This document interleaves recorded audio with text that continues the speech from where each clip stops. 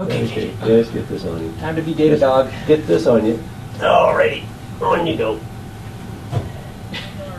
So what we can do with this system and with this calibration is measure the locomotion of different dog breeds and get a sense for what the metabolic costs of those different behaviors are, whether they're walking, trotting, galloping, or even resting.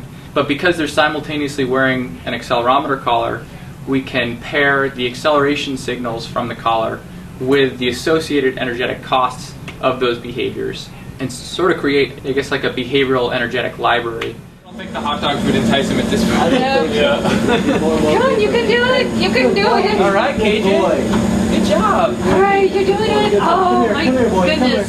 What it is a modified plexiglass and wood reinforced box that we call a metabolic chamber. And what we really care about is when a dog or any animal is running on the treadmill, we want it facing forward, obviously, and its head's about here, and it's breathing, and we're pulling air out through this X-current hose. It goes through a whole system, a filter, a vacuum.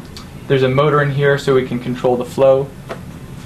So then we subsample just a tiny bit, a tiny little volume of the larger volume, and we run that through the oxygen analyzer. And what we ultimately get is an oxygen depletion curve.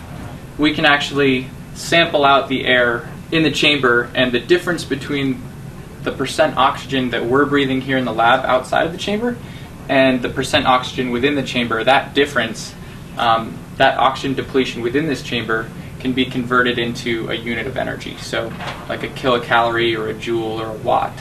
Good boy, Chester. Good boy, Chester. Good boy. Good boy. Good job, Chester. Good boy. Good boy. Yeah.